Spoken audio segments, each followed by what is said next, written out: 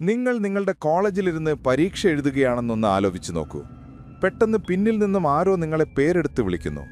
നിങ്ങൾ തിരിഞ്ഞു നോക്കുമ്പോൾ അവിടെ മറ്റുള്ള വിദ്യാർത്ഥികളല്ലാതെ ആരുമില്ല. അവരെല്ലാം പരീക്ഷ എഴുതുന്ന തിരക്കിലാണ്. ആരും നിങ്ങളെ ശ്രദ്ധിക്കുന്നു പോലുമില്ല. നിങ്ങൾ ടീച്ചറെ വിളിച്ച് ആരോ പിന്നിൽ നിന്നും ശല്യം ചെയ്യുന്നുവെന്ന് പരാതിപ്പെടുന്നു. ഞാനും ഇവിടെ തന്നെ ഉണ്ടായിരുന്നല്ലോ, ആരും നിന്നെ വിളിച്ചില്ലല്ലോ എന്ന് ടീച്ചർ മറുപടി പറയുന്നു. ഇത് രണ്ടാമതും മൂന്നാമതും നാലാമതും ആവർത്തിക്കുന്നു. അഞ്ചാമത്തെ തവണ നിങ്ങൾ തിരിഞ്ഞു നോക്കുമ്പോൾ ഒഴിഞ്ഞു കിടക്കുന്ന ഒരു ബെഞ്ചിൽ ഒരു കന്യാസ്ത്രീ ഇരിക്കുന്നു. അവർ നിങ്ങളെ തന്നെ തുറിച്ചു നോക്കുകയാണ്, നിങ്ങളെ മാത്രം. ഈയൊരു സാഹചര്യത്തിൽ നിങ്ങൾ എന്തു ചെയ്യും? പരീക്ഷ എഴുതുമോ അതോ അവിടെ നിന്നും ഓടി രക്ഷപ്പെടുമോ? കൊൽക്കത്തയിലെ ഒരു പ്രശസ്തമായ കോളേജിൽ പഠിച്ചിരുന്ന ഒരു വിദ്യാർത്ഥിക്കും ഇതേ അനുഭവമുണ്ടായി. ആ കോളേജ് അതിൻ്റെ ഭയാനകമായ കഥകൾക്ക് പേരുകേട്ടതായിരുന്നു. ഡാർജിലിംഗിലെ വിക്ടോറിയ ബോയ്സ് സ്കൂൾ പോലെ. ഞാൻ ആ കോളേജിൻ്റെ പേര് പറയുന്നില്ല, പക്ഷേ പലർക്കും അതിനെക്കുറിച്ചറിയാം. നിങ്ങൾക്കറിയാമെങ്കിൽ കമൻറ്റിൽ രേഖപ്പെടുത്തുക. കുട്ടികൾ അവിടെ അഡ്മിഷൻ എടുക്കാൻ പോകുന്നത് തന്നെ രണ്ടാമതൊന്ന് ആലോചിച്ചാണ്. കാരണം അതിൻ്റെ ചരിത്രം എല്ലാവർക്കും അറിയാം. എന്തായിരുന്നു ആ ചരിത്രം? എന്താണ് അവിടെ സംഭവിച്ചത്? ആരാണ് ഈ കന്യാസ്ത്രീ? അവർക്ക് എന്താണ് ഈ കോളേജുമായി ബന്ധം? അതിനെക്കുറിച്ചാണ് നമ്മൾ ഇന്ന് സംസാരിക്കാൻ പോകുന്നത്.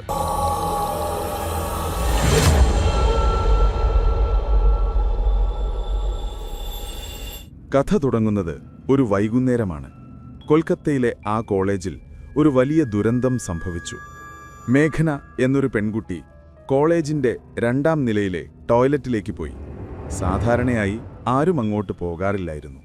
എന്നാൽ അവൾ അവിടെ ചെന്നപ്പോൾ ഒരു കന്യാസ്ത്രീ അവിടെ അലഞ്ഞു തിരിയുന്നത് കണ്ടു. ആരും വരാത്ത ആ ഭാഗത്ത് അവർ ചുറ്റി നടക്കുകയായിരുന്നു. മേഘന ഉറക്കെ നിലവിളിച്ചു. അവളുടെ കൂട്ടുകാരി സീമ താഴെയുണ്ടായിരുന്നു. കരച്ചിൽ കേട്ട് അവൾ മുകളിലേക്ക് ഓടി വന്നപ്പോൾ കണ്ടത് ടോയ്ലറ്റിനരികിൽ പേടിച്ച് വിറങ്ങലിച്ചിരിക്കുന്ന മേഘനയെയാണ്.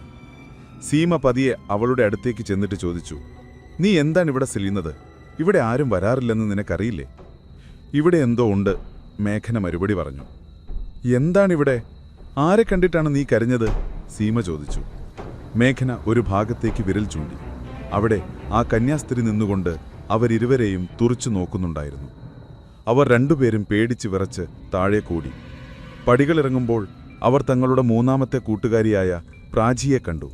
നടന്ന സംഭവങ്ങളെല്ലാം അവർ പ്രാചിയോട് പറഞ്ഞു. പക്ഷേ പ്രാചി അത് കേട്ട് ചിരിച്ചു. "നമ്മുടെ കോളേജിൽ കന്യാസ്ത്രീയുടെ ആത്മാവുണ്ടെന്നൊക്കെ കഥകളുണ്ട്, ഞാനത് സമ്മതിക്കുന്നു. എന്ന് കരുതി നിങ്ങളും അതൊക്കെ വിശ്വസിക്കാൻ തുടങ്ങിയോ?" അവൾ ചോദിച്ചു. "ഇത് വിശ്വാസമല്ല, ഞങ്ങൾ നേരിൽ കണ്ടതാണ്," അവർ തറപ്പിച്ചു പറഞ്ഞു. പക്ഷെ പ്രാചി അതൊന്നും വിശ്വസിക്കാൻ തയ്യാറായില്ല. അടുത്ത ദിവസം സീമ കോളേജിലെത്തി. പക്ഷെ മേഘന വന്നില്ല. അവൾക്ക് കടുത്ത പനിയായിരുന്നു. വീട്ടുകാർ അവളെ കോളേജിൽ പോകേണ്ടെന്ന് വിലക്കി. സീമയുടെ വീട്ടുകാർ പറഞ്ഞു, "ഇതൊക്കെ നിന്റെ അന്ധവിശ്വാസമോ തോന്നലോ ആകാം. ആ കന്യാസ്ത്രീയെക്കുറിച്ചുള്ള ഒരുപാട് കഥകൾ കേട്ടതുകൊണ്ട് നിന്റെ ഉപബോധ മനസ്സിൽ അവരുടെ രൂപം പതിഞ്ഞതാകാം." അതൊക്കെ ആലോചിച്ച് സീമ കോളേജിലെത്തി. അവൾ ആദ്യം കണ്ടത് പ്രാചിയെയാണ്. "നീ പറഞ്ഞതാണ് ശരി, അതെന്റെ തോന്നലായിരുന്നു. ഞാനൊരു കന്യാസ്ത്രീയെയും കണ്ടില്ല," സീമ പറഞ്ഞു. അത് കേട്ട് പ്രാചി അവളെ സമാധാനിപ്പിച്ചു. അന്ന് ദിവസം മുഴുവൻ അവർ സന്തോഷത്തോടെ ചിലവഴിച്ചു. കോളേജ് വിട്ട് പുറത്തിറങ്ങാൻ നേരം അവരുടെ ഡിപ്പാർട്ട്മെന്റ് ഹെഡ് അവരെ തടഞ്ഞു നിർത്തി.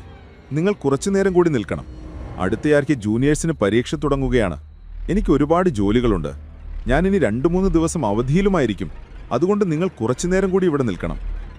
അങ്ങനെ സീമയും പ്രാചിയും ടീച്ചറിനോടൊപ്പം ജോലിയിൽ മുഴുകി. അടുത്ത പരീക്ഷയുടെ ചോദ്യപേപ്പറുകൾ തയ്യാറാക്കുന്ന തിരക്കിലായിരുന്നു അവർ. പെട്ടെന്ന് ടീച്ചർ സീമയോട് പറഞ്ഞു, "മുകളിലെ മുറിയിൽ നിന്ന് കഴിഞ്ഞ പരീക്ഷയുടെ പേപ്പറുകൾ എടുത്തുകൊണ്ടുവരൂ." അത് കേട്ട് സീമ ഒന്നു നിന്നു. പേപ്പറുകൾ വെച്ചിരിക്കുന്ന മുറി താൻ ആ കന്യാസ്ത്രീയെ കണ്ട അതേ നിലയിലായിരുന്നു. എങ്കിലും അവൾ പതിയെ മുകളിലേക്ക് നടന്നു. പടികൾ കയറുമ്പോൾ 2ാം നിലയിൽ എവിടെയോ ക്ലാസ് നടക്കുന്നത് പോലെ അവൾക്ക് തോന്നി. ഒരുപക്ഷെ പരീക്ഷയായതുകൊണ്ട് കുട്ടികൾക്ക് അധിക ക്ലാസ് നടക്കുന്നുണ്ടാവാം, അവൾ സ്വയം സമാധാനിച്ചു. ആ ക്ലാസ് മുറി കടന്ന് അവൾ മുന്നോട്ട് നടന്നു. മുന്നിലുള്ള ഇടനാഴി അവൾ ആ കന്യാസ്ത്രീയെ കണ്ട അതേ സ്ഥലമായിരുന്നു. മനസ്സിനെ എങ്ങനെയോ നിയന്ത്രിച്ച് അവൾ പേപ്പറുകൾ വച്ചിരുന്ന മുറിയിലേക്ക് കയറി. ഫയലുകൾക്കിടയിൽ പേപ്പറുകൾ തിരിയുന്നതിനിടയിൽ അവൾക്ക് വല്ലാത്തൊരു ചൂട് അനുഭവപ്പെടാൻ തുടങ്ങി. പിന്നിൽ നിന്നും ആരോ മന്ത്രിക്കുന്ന ശബ്ദം. പിന്നിലാരും ഉണ്ടാകില്ലെന്നൊക്കെ ഉപേക്ഷിച്ചുകൊണ്ട് അവൾ തിരിഞ്ഞു നോക്കി. എന്നാൽ അവളുടെ തൊട്ടുമുന്നിൽ അതേ കന്യാസ്ത്രീ നിൽക്കുന്നുണ്ടായിരുന്നു. ഇത്തവണ അവരുടെ രൂപം ഭയാനകമായിരുന്നു. ശരീരം മുഴുവൻ തീ ആറിക്കത്തുന്നുണ്ടായിരുന്നു. തൊലി ഉരിഞ്ഞ് താഴേക്ക് അടർന്നു വീഴുന്നു. കണ്ണുകൾ പുറത്തേക്ക് തള്ളിയിരുന്നു. ആ കാഴ്ച കണ്ട് സീമ സ്തബ്ധയായി നിന്നുപോയി. ആരോ അവളെ ഹിപ്നോട്ടൈസ് ചെയ്തതുപോലെ എങ്ങനെയോ ബോധം വീണ്ടെടുത്ത് അവൾ അലറിക്കരഞ്ഞുകൊണ്ട് പുറത്തേക്കോടി. തൊട്ടടുത്ത ക്ലാസ് മുറിയിൽ കുട്ടികളുണ്ടാവുമെന്ന് അവൾ ഓർത്തു. അങ്ങോട്ടേക്ക് ഓടിക്കയറി അവൾ കണ്ടത് ശൂന്യമായ ക്ലാസ് മുറിയാണ്. ബെഞ്ചുകളെല്ലാം ഒഴിഞ്ഞുകിടക്കുന്നു. അവിടെ ആകെ ഇരുട്ടുമാത്രം. കിതച്ചുകൊണ്ടവൾ പുറത്തേക്കിറങ്ങാൻ തിരിഞ്ഞപ്പോൾ അവളുടെ കണ്ണുകൾ ക്ലാസ്സിലെ അവസാനത്തെ ബെഞ്ചിലുടക്കി. അവിടെ ആ ഇരുട്ടിലിരുന്ന കന്യാസ്ത്രീ അവളെ നോക്കി ചിരിക്കുന്നുണ്ടായിരുന്നു. സീമ വീണ്ടും പുറത്തേക്കോടി. വാതിൽക്കൽ പ്രാചി നിൽക്കുന്നുണ്ടായിരുന്നു. ദേഷ്യവും ഭയവും കൊണ്ട് സീമ പ്രാചിയെ പിടിച്ചുതച്ചു. ഇതെല്ലാം നീ ചെയ്യുന്നതല്ലേ? ഇന്നലെ ഞാൻ ആ കന്യാസ്ത്രീയെ കണ്ടപ്പോൾ നീ പഠിക്കലുണ്ടായിരുന്നു. ഇന്നും ഞാൻ അവരെ കണ്ടപ്പോൾ നീ എൻ്റെ മുന്നിൽ നിൽക്കുന്നു. എന്തുകൊണ്ടാണ് ഈ കന്യാസ്ത്രീയെ കാണുമ്പോഴെല്ലാം നീ അവിടെ ഉണ്ടാകുന്നത്? ഇതെല്ലാം നിന്റെ കളികളാണ്. നീ ഇതെന്തൊക്കെയാണ് പറയുന്നത്? ഇന്നലെയും കന്യാസ്ത്രീ, ഇന്നും കന്യാസ്ത്രീ. ജോലിയിൽ നിന്ന് രക്ഷപ്പെടാൻ വേണ്ടിയുള്ള നിന്റെ അടവല്ലേ ഇത്? പ്രാചിക്ക് ദേഷ്യം വന്നു. ടീച്ചറാണ് എന്നെ മുകളിലേക്ക് വിട്ടത്. നിനക്ക് വരാൻ വൈകിയപ്പോൾ നിന്നെ സഹായിക്കാൻ പറഞ്ഞു. നിനക്ക് സുഖമില്ലെങ്കിൽ താഴേക്ക് പൊയ്ക്കോളൂ, ഞാൻ ഫയലുകളെല്ലാം എടുത്തുകൊണ്ടുവരാം, പ്രാചി പറഞ്ഞു. അങ്ങനെ സീമ താഴേക്കും പ്രാചി ആ മുറിയിലേക്കും പോയി. പ്രാചി ഫയലുകളെല്ലാം എടുത്ത് മുറിക്ക് പുറത്തിറങ്ങി. വാതിലടച്ച് അവൾ മുന്നോട്ട് നോക്കിയപ്പോൾ നീണ്ട ഇടനാഴിയുടെ അറ്റത്ത് ഇരുട്ടിലൊരാൾ നിൽക്കുന്നത് കണ്ടു. ഇടയ്ക്കിടെ മിന്നുന്ന വെളിച്ചത്തിൽ ആ രൂപം അവ്യക്തമായി കാണാമായിരുന്നു. അത് സീമയായിരിക്കുമെന്ന് കരുതി അവൾ വിളിച്ചു പറഞ്ഞു, നീ താഴേക്ക് പോയിക്കോ, ഞാനിപ്പോൾ വരാം, എന്റെ കാര്യമോർത്ത് പേടിക്കണ്ട. അവൾ പടികളിറങ്ങാൻ തുടങ്ങിയപ്പോഴാണ് ഓർത്തത്, ആ രൂപം ഒന്നും മറുപടി പറഞ്ഞില്ലല്ലോ. അവൾ തിരിഞ്ഞു നിന്ന് വീണ്ടും വിളിച്ചു, സീമ, അത് നീ തന്നെയല്ലേ? എന്നിട്ടും മറുപടിയില്ല. പതിയെ ഇടനാഴിയിലെ ലൈറ്റുകൾ ഒന്നൊന്നായി അണയാൻ തുടങ്ങി. ഇരുട്ടിലൊന്നും കാണാൻ വയ്യാതായി. ഈ കോളേജിൽ ഞാനും സീമയും ടീച്ചറുമല്ലാതെ മറ്റാരുമില്ലല്ലോ, അവൾ ഓർത്തു. അതാരാണെന്ന് നോക്കാൻ അവൾ ഇരുട്ടിലൂടെ മുന്നോട്ട് നടന്നു. സീമ, ഇത്തരം തമാശകൾ എനിക്കിഷ്ടമല്ല, ലൈറ്റുകൾ ഓൺ ചെയ്യൂ, അവൾ ഉറക്കെ പറഞ്ഞു. അവൾ ആ രൂപത്തിനടുത്തേക്ക് നടന്നുകൊണ്ടിരുന്നു. ഇപ്പോൾ ആരെയും കാണാനില്ല. പടികൾക്കരികെ എട്ടാറായപ്പോൾ അവൾക്ക് പിന്നിൽ നിന്നൊരു ചൂട് അനുഭവപ്പെട്ടു. അവൾ തിരിഞ്ഞു നോക്കി, ആരുമില്ല. മുന്നോട്ട് നോക്കി, അവിടെയുമില്ല. രണ്ടടി കൂടി മുന്നോട്ട് വെച്ചതും അവളുടെ കൺമുന്നിൽ ആ കന്യാസ്ത്രീ നിൽക്കുന്നുണ്ടായിരുന്നു. അക്ഷരാർത്ഥത്തിൽ ഒരു കന്യാസ്ത്രീ. അവളുടെ അലർച്ച താഴെ ക്ലാസ് മുറിയിലിരുന്ന ടീച്ചറുടെയും സീമയുടെയും കാതുകളിലെത്തി. അവർ ഓടി മുകളിലെത്തിയപ്പോൾ കണ്ടത് നിലത്ത് ബോധമറ്റു കിടക്കുന്ന പ്രാചിയെയാണ്. അവർ അവളെ താഴേക്ക് കൊണ്ടുവന്നു. കുറച്ചു കഴിഞ്ഞ് ബോധം വന്നപ്പോൾ അവൾ പറഞ്ഞു, ഞാനൊരു കന്യാസ്ത്രീയെ കണ്ടു, ശരിക്കും കണ്ടു. അത് കണ്ടാണ് ഞാൻ ബോധം കെട്ടു വീണത്. ഇതെല്ലാം സീമയുടെ കളികളാണെന്നാണ് ഞാൻ കരുതിയത്. പക്ഷെ അത് ശരിക്കും ഒരു കന്യാസ്ത്രീ തന്നെയായിരുന്നു. നിനക്ക് മാത്രമല്ല, എനിക്കും അവരെ കാണാൻ കഴിയുന്നുണ്ട്. ഇന്നും ഇന്നലെയും ഞാൻ അവരെ കണ്ടു, സീമ പറഞ്ഞു. ഇതെല്ലാം കേട്ട് നിശബ്ദയായിരുന്ന ടീച്ചർ സംസാരിച്ചു തുടങ്ങി. വർഷങ്ങൾക്ക് മുൻപ് ഈ കോളേജിൽ ഒരു കന്യാസ്ത്രീ പഠിപ്പിച്ചിരുന്നു. അവർ തന്റെ ജോലിയോട് വളരെ ആത്മാർത്ഥതയുള്ളവരായിരുന്നു. കുട്ടികളെ ഒരുപാട് സ്നേഹിച്ചു. ഒരിക്കൽ ഈ കോളേജിൽ തീപിടുത്തമുണ്ടായി. ആ കന്യാസ്ത്രീ ഒരുപാട് കുട്ടികളുടെ ജീവൻ രക്ഷിച്ചു. പക്ഷേ ഗുരുതരമായി പൊള്ളലേറ്റതുകൊണ്ട് അവർ മരണപ്പെട്ടു. അവർ മരിച്ചെങ്കിലും അവരുടെ ആത്മാവ് ഈ കോളേജിൽ തന്നെ അലഞ്ഞുതിരിയുന്നുണ്ടെന്ന് പറയപ്പെടുന്നു. പലർക്കും അവരെ കാണാൻ കിട്ടിയിട്ടുണ്ട്. ചിലപ്പോൾ വാഷ്റൂമിൽ, ചിലപ്പോൾ വൈകുന്നേരങ്ങളിൽ ഇടനാഴിയിലൂടെ നടക്കുമ്പോൾ. പക്ഷേ അവർ ആരെയും ഉപദ്രവിക്കാറില്ല.